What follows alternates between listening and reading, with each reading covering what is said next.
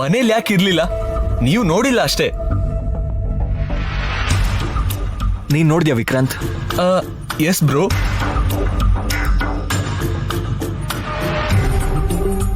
ಮೊದಲು ನಾನು ಕೂಡ ಅತ್ಗೆನೆ ಹಾಗೆ ಆಡ್ತಾ ಇದ್ದಾರೆ ಅಂತ ಅನ್ಕೊಂಡೆ, ಆದ್ರೆ ಆಮೇಲೆನೆ ನಿಜ ಗೊತ್ತಾಗಿದ್ದು.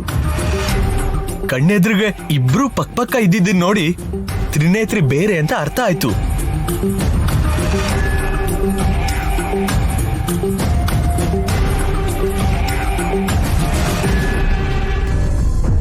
ಇಬ್ರು ಬೇರೆ ಬೇರೆ ಆದ್ರೂ ಇಬ್ರು ರೂಪನೂ ಒಂದೇ ಕಣಪ್ಪ. ಹಾ, ಅದೇ ಅಲ್ವಾ ನನ್ನ ಅದೃಷ್ಟ. ನಿಮಗೆ ಹೇಗ್ರಿ ಅದೃಷ್ಟ ಆಗತ್ತೆ?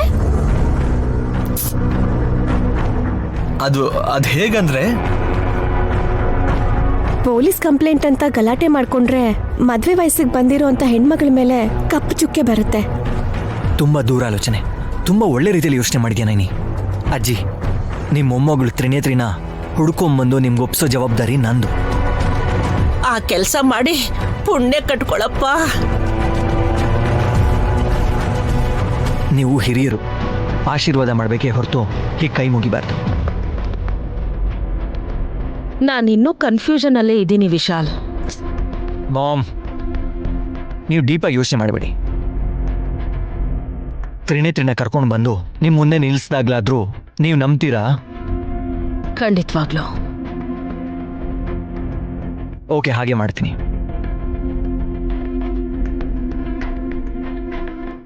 ವಿಶಾಲ್ ಅವರೇ, ನೀವು ನಮ್ಮ ಸೋದರ ಸೊಸೆನ ನಮ್ಮ ಮನೆಗೆ ವಾಪಸ್ ಕಳ್ಸೋವರೆಗೂ ನಾವು ಈ ಮನೇಲೇ ಇರ್ತೀವಿ, ಸರಿ ಅಲ್ವೇನೆ? ಅಷ್ಟೇ ಅಲ್ವಾ? ಇರಿ ನಮಗ್ ಕೂಡ ಟೈಮ್ ಪಾಸ್ ಆಗುತ್ತೆ. ನಮ್ ತ್ರಿನೇತ್ರಿ ಬರೋ ತನಕ ನಿನ್ನಲ್ಲೇ ನನ್ನ ಮೊಮ್ಮಗಳನ್ನ ನೋಡ್ತಾ ಇರ್ತೀನಿ ನೈನಿ. ಸರಿ ಅಜ್ಜಿ. ಆಹಾ